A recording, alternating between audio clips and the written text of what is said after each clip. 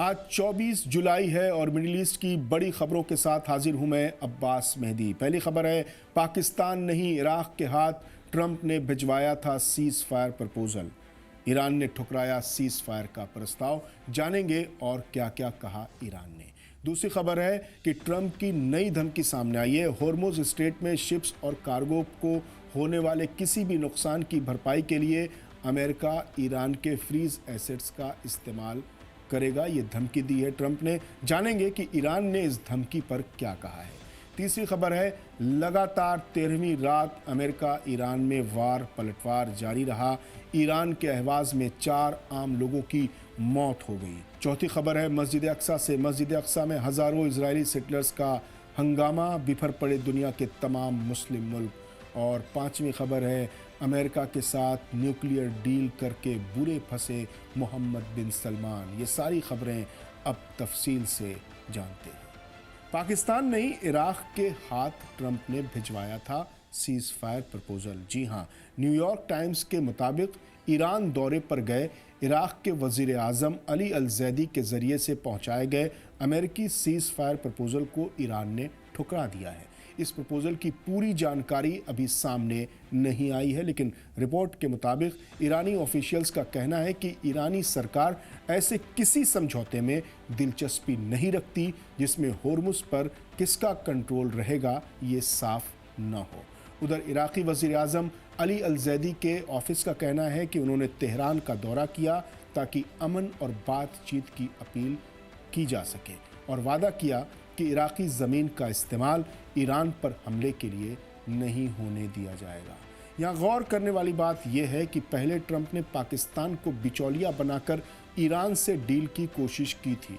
इस बार उन्होंने इराक के पीएम पर भरोसा दिखाया। हालांकि अमेरिका और ईरान दोनों मुल्कों के बीच दूरी इतनी बढ़ गई है कि किसी भी डील पर पहुंचना अब बहुत मुश्किल नज़र आ रहा है। हालांकि कभी मार्को रूबियो दावा करते हैं, कभी ट्रंप दावा करते हैं, कभी दूसरे अमेरिकी ऑफिशियल्स दावा करते हैं कि ईरान सीज फायर के लिए गिड़गिड़ा रहा है, लेकिन यहाँ तो तस्वीर उल्टी नज़र आती है। खुद अमेरिका नए नए मुल्कों को तलाश रहा है जिसके ज़रिए ईरान को मनाया जा सके और सीज फायर कराया जा सके। अब बढ़ते हैं अगली खबर की तरफ।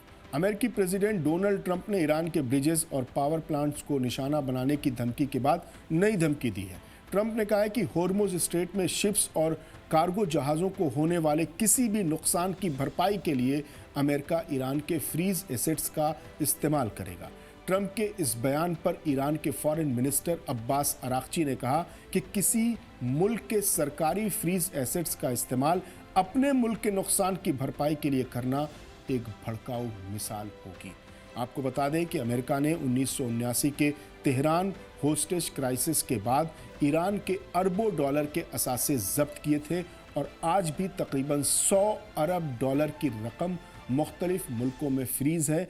इन फंड्स का एक हिस्सा पिछले महीने हुए अमेरिका ईरान समझौते के तहत जारी होने की उम्मीद थी, लेकिन दोबारा शुरू हुई जंग के बाद ये उम्मीद ख़त्म हो गई है। ट्रंप इसी रकम का इस्तेमाल ईरानी हमलों में हुए नुकसान की भरपाई के लिए करने की बात कह रहे हैं। बढ़ते हैं अगली खबर की तरफ। उधर 13वीं रात भी ईरान पर अमेरिकी हमलों का सिलसिला जारी रहा। 13वीं रात की बमबारी में ईरान के अहवाज शहर में कम से कम 4 आम शहरी की जान चली गई, जबकि 7 दूसरे लोग ज़ख्मी हुए हैं। ईरान ने भी जवाबी पलटवार करते हुए कुवैत और बहरीन में अमेरिकी ठिकानों पर हमला किया है। मस्जिद अक्सा की ये बड़ी खबर है। कतर, यूएई, जॉर्डन, तुर्की, मिस्र, इंडोनेशिया, पाकिस्तान और सऊदी अरब ने मस्जिद अक्सा में इजरायली सेटलर्स की हालिया घुसपैठ की सख्त मजम्मत की है।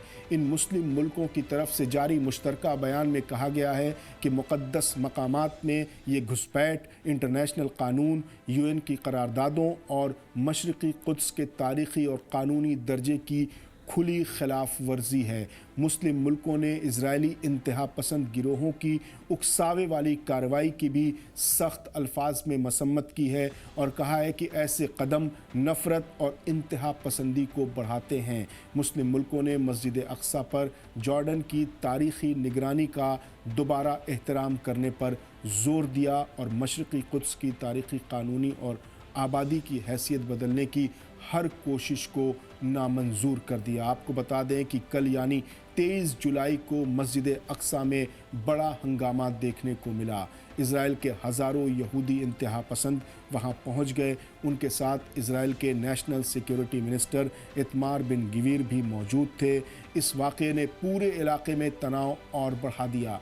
हथियारबंद इजरायली पुलिस की सिक्योरिटी में ये लोग मस्जिद के अंदर गए। वहाँ उन्होंने प्रेयर की, इजराइल का झंडा लहराया और नेशनल एंथम गाया। इसे सियासी ताकत दिखाने वाला और उकसाने वाली कार्रवाई माना जा रहा है। बढ़ते हैं आखिरी खबर की तरफ। सऊदी अरब और अमेरिका के दरमियान सिविल न्यूक्लियर समझौते को लेकर भी नई पेचीदगी पैदा हो गई है।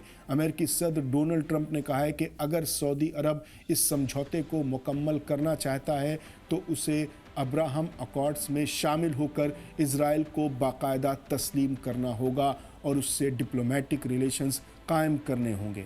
ट्रंप की इस नई शर्त ने मोहम्मद बिन सलमान के लिए मुश्किल हालात पैदा कर दिए हैं, क्योंकि सऊदी अरब कई बार वाजे कर चुका है कि जब तक 2 रियासती हल के तहत फ़िलिस्तीन को एक आज़ाद रियासत के तौर पर तस्लीम नहीं किया जाता, तब तक सऊदी अरब इजराइल को मंजूरी नहीं देगा। दूसरी तरफ इजरायली पीएम बेंजामिन नेतन्याहू ने कहा है कि अगर सऊदी अरब अब्राहम अकॉर्ड्स में शामिल होता है तो ये पूरे मिडिल ईस्ट में अमन के लिए एक तारीखी कदम होगा।